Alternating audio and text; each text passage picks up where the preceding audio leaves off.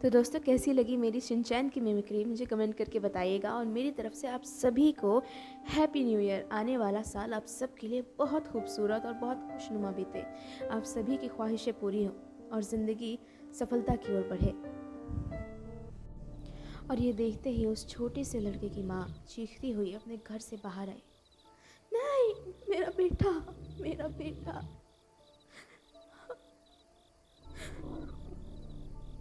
मुझे भी मार दो। वो शैतान उसकी तरफ देखने लगा और खूंखार तरीके से उसकी ओर बढ़ने लगा। और इतने में वहाँ मैरी पहुँच गई। उसने उस शैतान को लगभग चिल्लाते हुए पुकारा, मेरी तरफ देखो, अगर हिम्मत है तो मेरी तरफ मुड़ो। वो फौरन मैरी की तरफ मुड़ा और उसकी तरफ बढ़ने लगा। इतने में एडवर्ड पीछे से आया और उसने एक पत्थर उठाकर उसके सर की तरफ उछाल दिया। उस सीधे उस शैतान के सर पर लगा और वो शैतान पीछे मुड़कर एडवर्ड की तरफ देखने लगा। वो बहुत गुस्से में नज़र आ रहा था। वो गुस्से में अपने दांत दिखा रहा था और गुर्रा रहा था। और उसके बाद वो धीरे धीरे चलते हुए एडवर्ड की तरफ बढ़ने लगा। एडवर्ड वहीं पर एक बुत की तरह खड़ा हो गया, उससे हिला ही नहीं गया। ये सच में नहीं हो सकता, ये सच नहीं हो सकता, ये सच में कैसे हो सकता है। वो बहुत घबराया हुआ था। वो शैतान धीरे धीरे उसकी तरफ बढ़ता ही जा रहा था। एडवर्ड अब उसके काफ़ी करीब था और धीरे धीरे कदम दर कदम वो पीछे की तरफ बढ़ता जा रहा था। वो आगे की तरफ देख रहा था और उसके कदम उसे पीछे की ओर ले जा रहे थे। वो दोनों ही एक दूसरे की आंखों में आंखें डालकर देख रहे थे। वो शैतान सीधे एडवर्ड की आंखों में देख रहा था। वो उसके डर को पहचानना चाह रहा था, उसे महसूस करना चाह रहा था।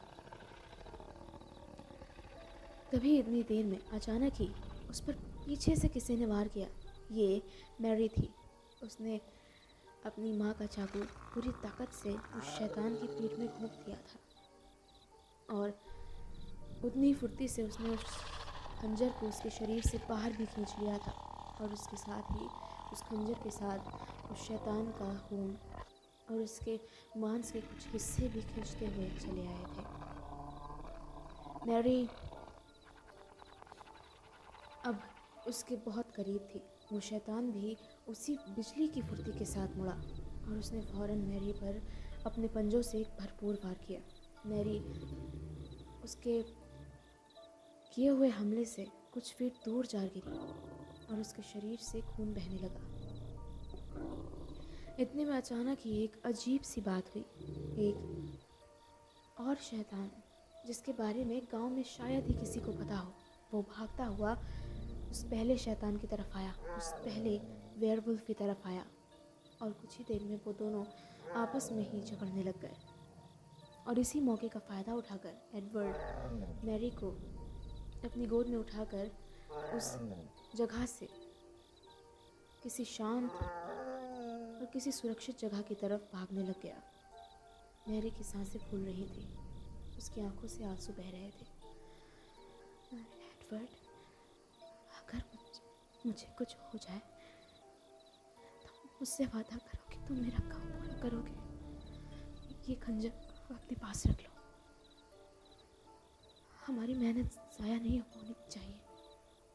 नहीं, तुम्हें कुछ नहीं होगा मैरी, ऐसा मत कहो, सब ठीक हो जाएगा। हम अभी डॉक्टर के पास चलते हैं, डॉक्टर डियाब्लो, उनके घर चलते हैं। मैं तुम्हें वहाँ लेकर चलता हूँ। तुम बस जागती रहो, सांस लेती रहो। तुम बहुत अच्छे इंसान हो एडवर्ड, ऐसा मत कहो मैरी, सब ठीक हो जाएगा। इतना कहते हुए एडवर्ड पूरी ताकत से मैरी को अपनी गोद में उठाकर डॉक्टर के घर की दिशा में भागने लगा। और कुछ ही देर बाद वो डॉक्टर के घर के सामने था और डॉक्टर के घर का दरवाज़ा खुला हुआ था। यह देखकर एडवर्ड किसी अनिष्ट की संदेह से कांप उठा। वो धीरे धीरे घर के अंदर गया पर वहाँ उसे कोई भी नज़र नहीं आया। पूरा घर खाली था। फायर प्लेस पर आग जल रही थी और घर में रोशनी जली हुई थी। ये बात एडवर्ड को थोड़ी अजीब लगी। उसने डॉक्टर को आवाज़ दी, डॉक्टर डी, डॉक्टर डियाब्लो, पर किसी ने कोई उत्तर नहीं दिया। साफ हो गया था कि घर में उन दोनों के सिवा कोई और नहीं था।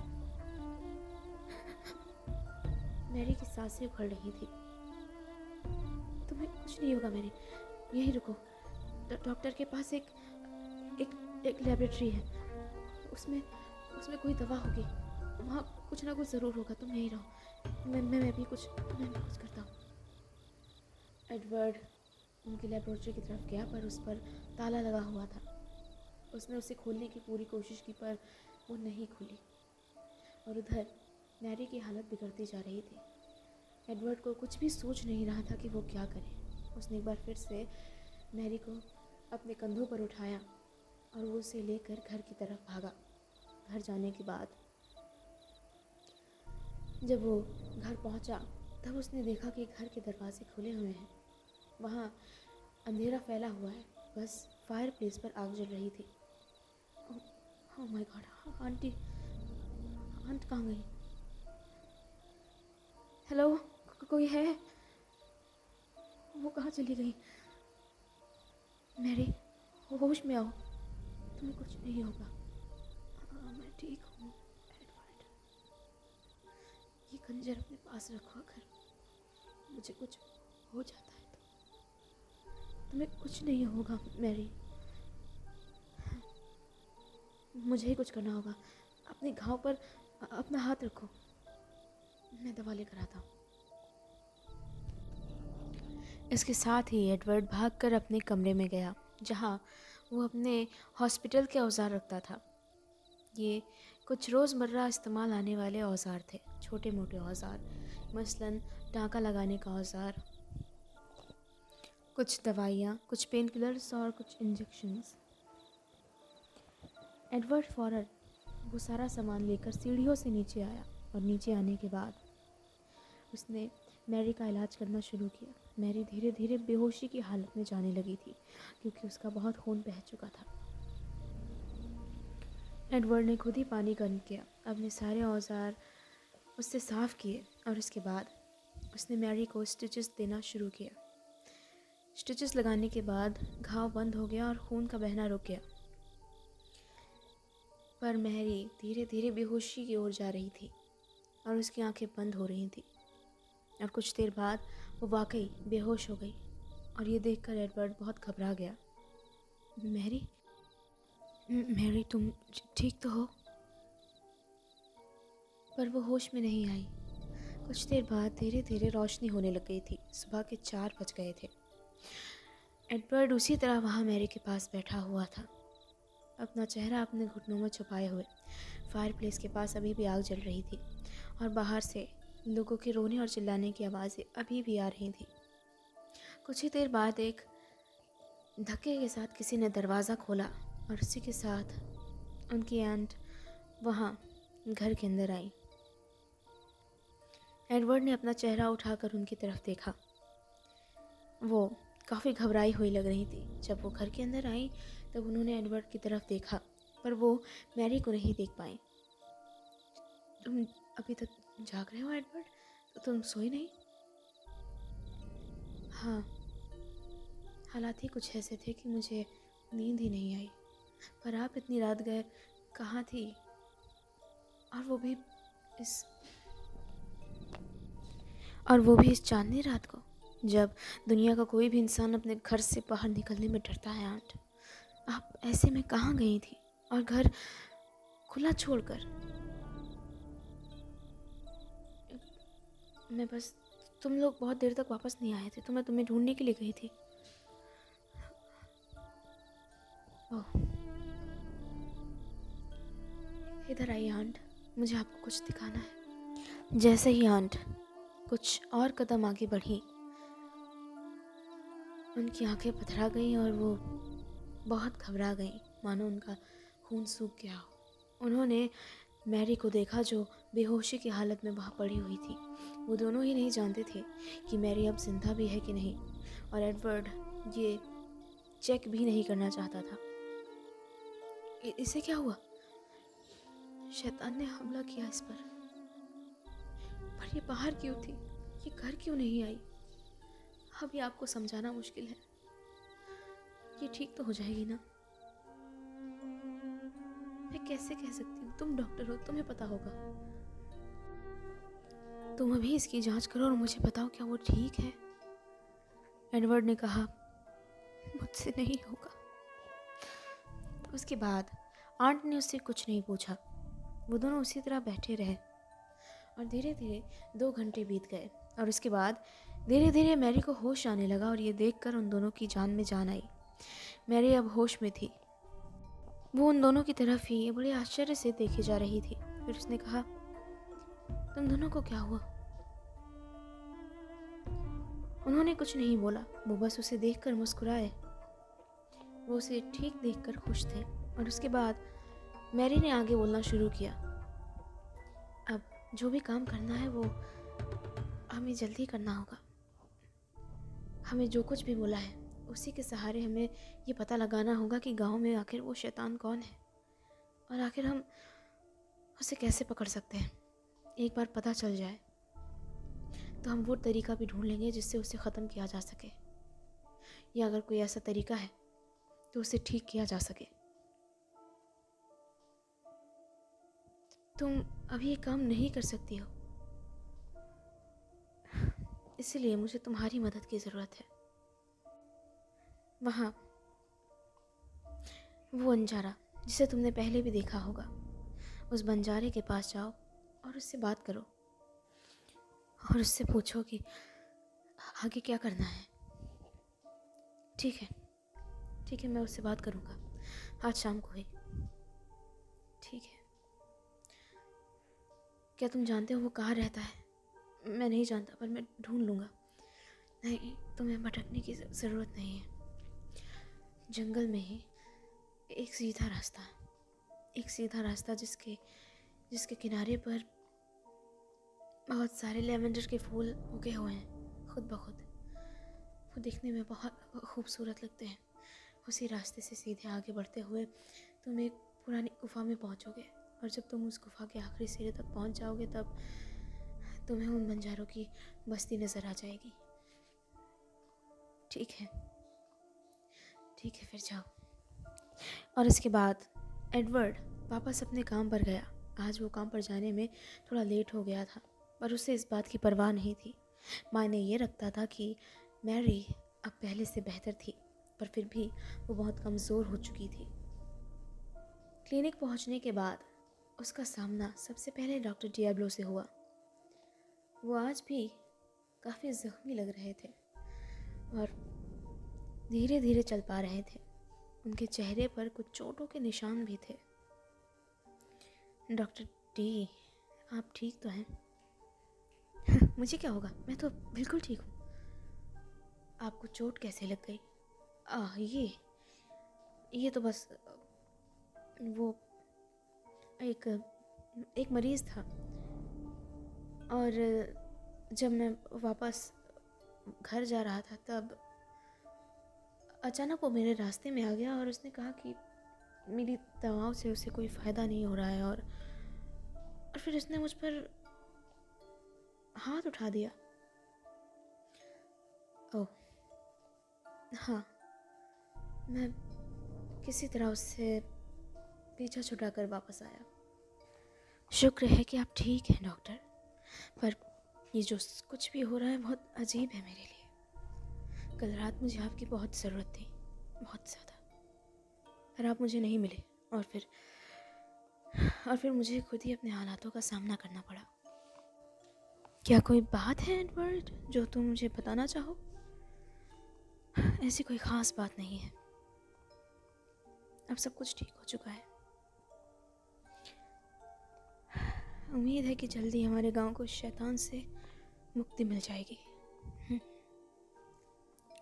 इसके बाद एडवर्ड वापस अपने घर चला गया। शाम हो चुकी थी।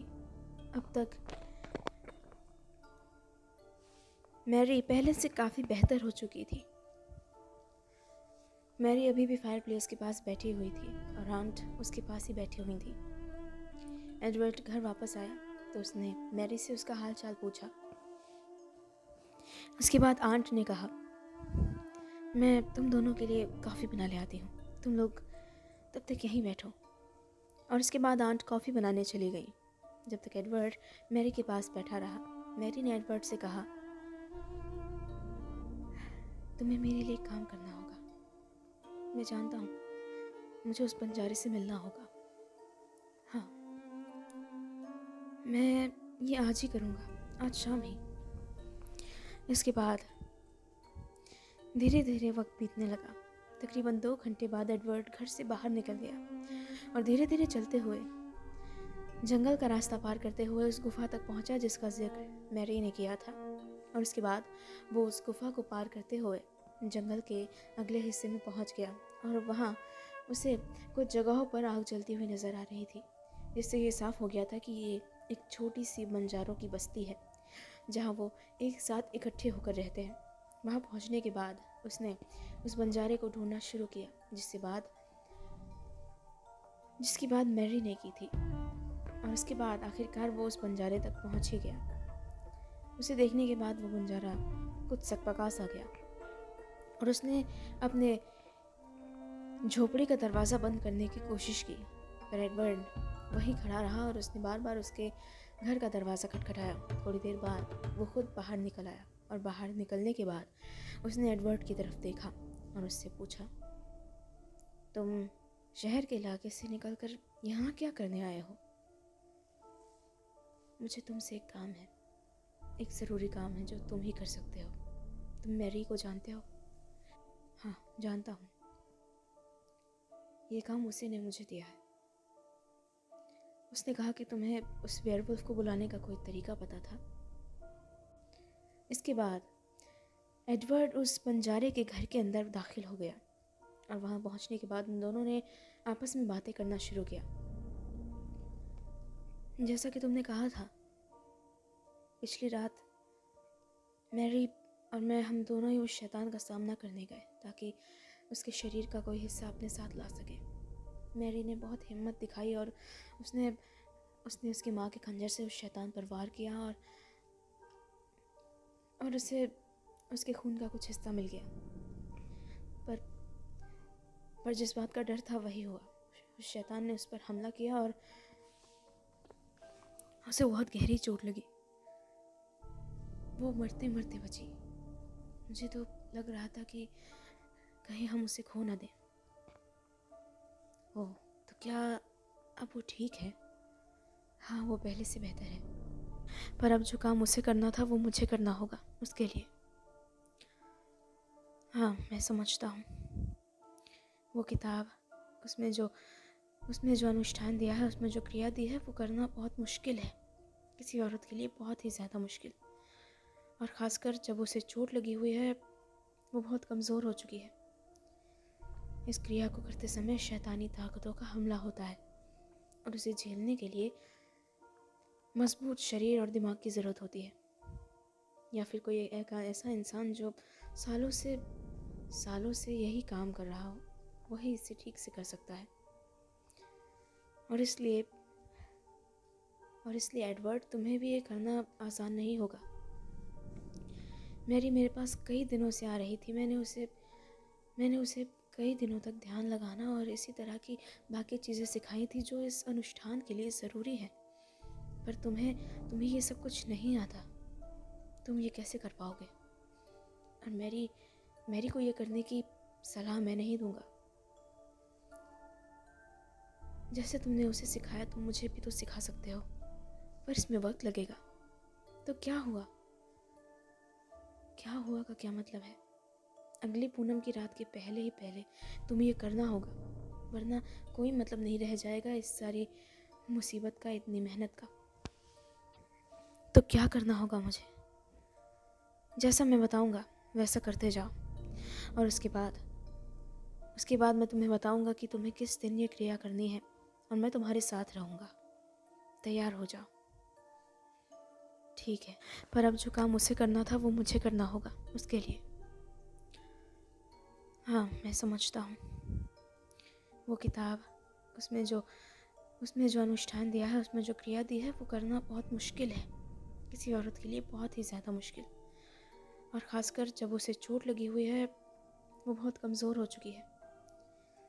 इस क्रिया को करते समय शैतानी ताकतों का हमला होता है और उसे झेलने के लिए मजबूत शरीर और दिमाग की ज़रूरत होती है, या फिर कोई एक ऐसा इंसान जो सालों से यही काम कर रहा हो, वही इसे ठीक से कर सकता है।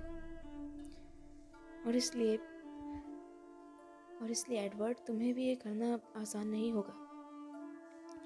मेरे पास कई दिनों से आ रही थी। मैंने उसे कई दिनों तक ध्यान लगाना और इसी तरह की बाकी चीज़ें सिखाई थी जो इस अनुष्ठान के लिए ज़रूरी है। पर तुम्हें ये सब कुछ नहीं आता। तुम ये कैसे कर पाओगे? और मैरी को ये करने की सलाह मैं नहीं दूंगा। जैसे तुमने उसे सिखाया, तुम मुझे भी तो सिखा सकते हो, पर इसमें वक्त लगेगा। तो क्या हुआ का क्या मतलब है? अगली पूनम की रात के पहले ही पहले तुम्हें ये करना होगा, वरना कोई मतलब नहीं रह जाएगा इस सारी मुसीबत का, इतनी मेहनत का। तो क्या करना होगा मुझे? जैसा मैं बताऊंगा वैसा करते जाओ, और उसके बाद मैं तुम्हें बताऊंगा कि तुम्हें किस दिन ये क्रिया करनी है, और मैं तुम्हारे साथ रहूंगा। तैयार हो जाओ, ठीक है? तो दोस्तों, इसी के साथ ख़त्म होती है मेरी आज की कहानी। आपको कैसी लगी ये मुझे कमेंट बॉक्स में कमेंट करके ज़रूर बताइएगा। अगर आप मेरे चैनल पर नए हैं तो प्लीज़ मेरे चैनल को सब्सक्राइब कीजिएगा और वीडियो को लाइक और शेयर करना बिल्कुल मत भूलिएगा। Thank you.